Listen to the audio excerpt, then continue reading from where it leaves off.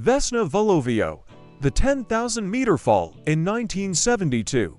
Vesna Vulović was working as a flight attendant on a plane traveling over Czechoslovakia. Suddenly, a bomb exploded on board, and the plane broke apart in the sky. Vesna was trapped in the tail section of the aircraft. She fell from a height of 10,160 meters, 33,330 feet, without a parachute. She hit a snowy mountainside at a lucky angle. Amazingly, she survived. She spent days in a coma and months in the hospital, but she eventually walked again. To this day, she holds the Guinness World Record for surviving the highest fall without a parachute. Her story is a reminder that sometimes the laws of physics and pure luck combine to create a miracle. Julian Kopke, lost in the Amazon on Christmas Eve in 1971.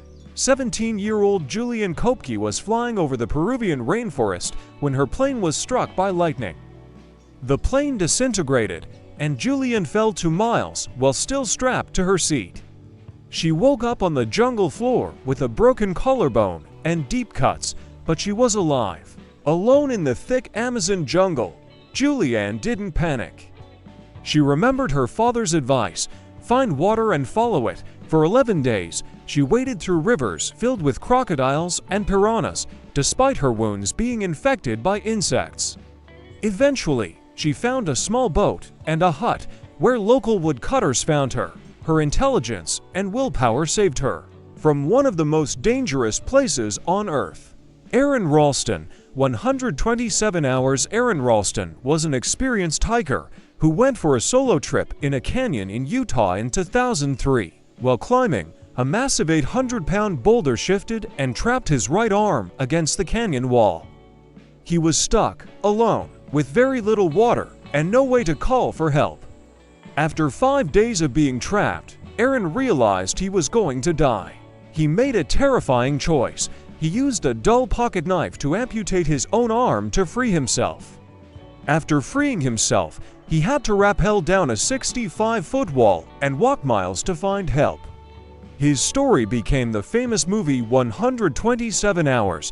It is the ultimate example of the survival instinct, choosing to lose a part of yourself to save the whole. Harrison O'Keefe, the underwater miracle in 2013. A tugboat capsized in the stormy Atlantic Ocean off the coast of Nigeria.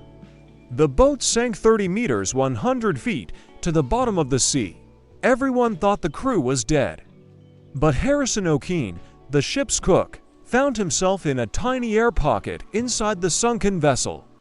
He spent 60 hours in total darkness, freezing cold, and listening to sea creatures. Eating his drowned crewmates nearby, he had no food and only a bottle of soda.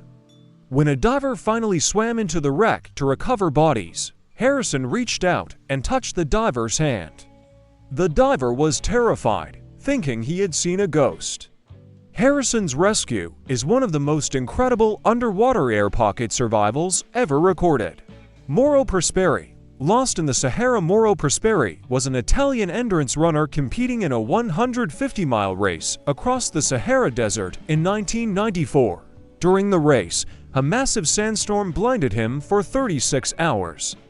When the storm ended, he was completely lost, hundreds of miles off course, in the hottest place on Earth. With no water, Mauro survived by drinking his own urine and eating bats he found in an old abandoned shrine.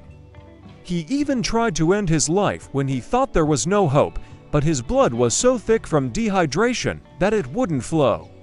He kept walking for 9 days and lost 33 pounds before being found by a nomadic family. He didn't just survive, he later returned to finish the race. Joe Simpson, touching the void while climbing a remote mountain in the Andes in 1985. Joe Simpson fell and shattered his leg. His partner, Simon, tried to lower him down the mountain with ropes in a storm, but Joe ended up hanging over a deep crevasse. Thinking Joe was dead, and to save his own life, Simon had to cut the rope. Joe fell 150 feet into the dark icy hole. He survived the fall, but was trapped in a deep glacier. Most people would have given up, But Joe crawled for 3 days across rocks and snow, using only his arms and his one good leg. He reached the base camp just as his partner was preparing to leave. His story of crawling back from the dead is considered the greatest survival story in mountaineering history. Poon Limit, 133 days at sea during World War II. A Chinese sailor named Poon Limit was on a ship that was sunk by a German submarine. He was the only survivor. He found a small wooden raft with some crackers and water, but they only lasted for a few days.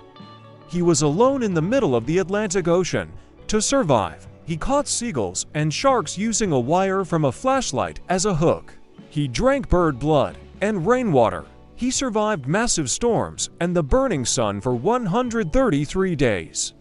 When he was finally rescued by Brazilian fishermen, he had lost only 20 pounds and could still walk.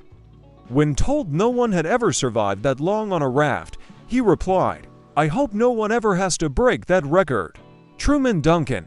Cut in half. Truman Duncan was a railroad worker in Texas who slipped and fell onto the tracks in front of a moving train.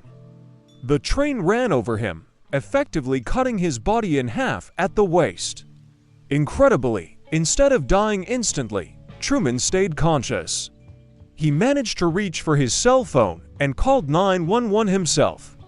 He waited 45 minutes for help to arrive, while his lower body was pinned under the train. Despite losing both legs and a kidney, he survived after 23 surgeries. Today, he still works and enjoys life with his family. Doctors call him a medical miracle because it is scientifically almost impossible to survive such a massive injury. Frane Selic, the world's luckiest unlucky man. Frane Selic, a music teacher from Croatia, is famous for escaping death 7 times. His impossible life includes surviving a train crashing into a river, being blown out of a plane door, and landing in a haystack, a bus crash, to car explosions, being hit by a bus, and driving his car off a cliff to avoid a truck. After a lifetime of near-death experiences, the universe finally gave him a break. In 2003, at the age of 73, he bought a lottery ticket for the first time in 40 years and won $1.1 million. He spent the money on his friends and family, saying that money cannot buy happiness. He is proof that some people are simply meant to stay on this earth. Beck Weathers, left for dead on Everest in 1996, a massive storm hit Mount Everest, killing 8 climbers.